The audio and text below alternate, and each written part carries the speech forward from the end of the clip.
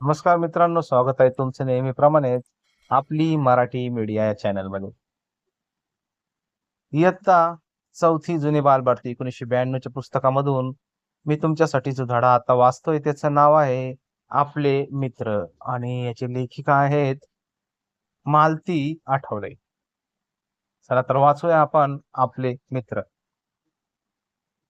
सकाळची वेळ होती, छान ऊन पडले होते.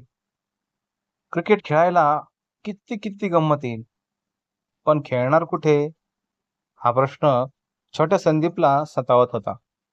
रस्त्यात खेळायचे नाही आणि आजूबाजूला मोकळे मैदान नाही. कॉलनीतल्या छोट्या छोट्या रस्त्यावर देखील क्रिकेट नको. का?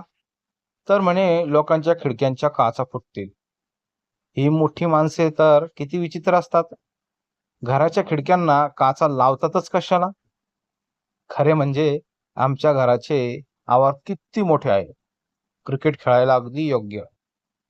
पण या मोठ्या माणसांना मुळीच काही समजत नाही. आजी, आई, बाबा सगळ्यांना झाडे लावण्याची कोण हौस. सगळे आवार झाडांनी आणि वेलींनी भरून गेले आहे. मधून मधून ताईची फुलझाडे आहेतच. मग आम्ही खेळायचे कुठे? आंब्याच्या झाडाखाली बसून संदीप असा विचार करत होता.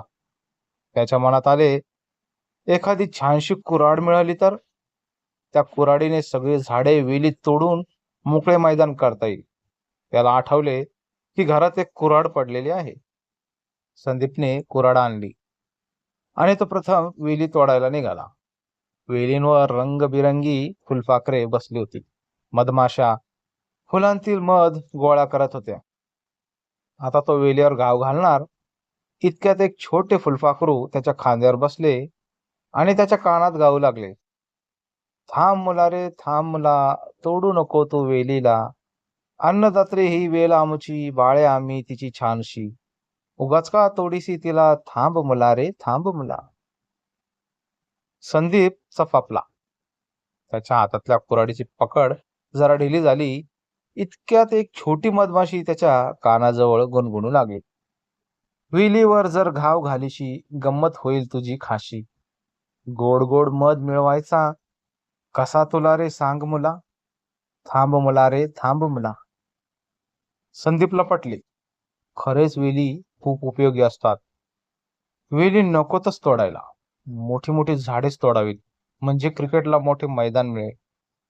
तो प्रथम पेरूच्या झाडाकडे वळला.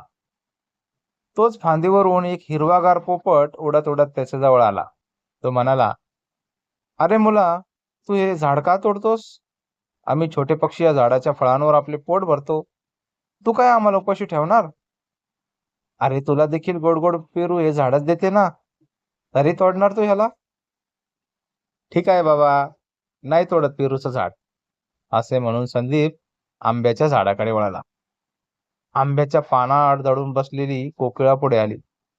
आपल्या मंजूळ आवाजात ती म्हणाली, अरे संदीप, तू काय हे आंब्याचं झाड तोडणार? मग तुला आवडणाऱ्या कैऱ्या आणि गोड गोड आंबे कुठून मिळणार? तसंच माझं गोड गाणं तुला आवडतं ना, हे आंब्याच्या झाडावर बसूनच तर मी गाते. संदीप म्हणाला, खरंच हं, आंब्याचं झाड तोडून कसं चालेल? मग करावं तरी काय? इतक्यात गुलमोहराच्या झाडावरून भारद्वाज आपले पंख फडफडवीत आला आणि म्हणाला, वा वा संदीप, कुऱ्हाड झाडावर चालवणार वाटतं. पण तुला माहित आहे ना, की झाडांमुळे ओलावा राहतो, जमिनीची धूप थांबते, झाडांमुळेच पाऊस पडायला मदत होते. संदीप म्हणाला, हो हो बरोबर, शाळेत बाईंनी सांगितलंय ना आम्हाला तसं. मग त्याने विचार केला, हे कडुनिंबाचे झाड तोडायला आता हरकत नाही, कारण त्याचा काहीच उपयोग नाही. तो कडुनिंबाच्या झाडाजवळ आला.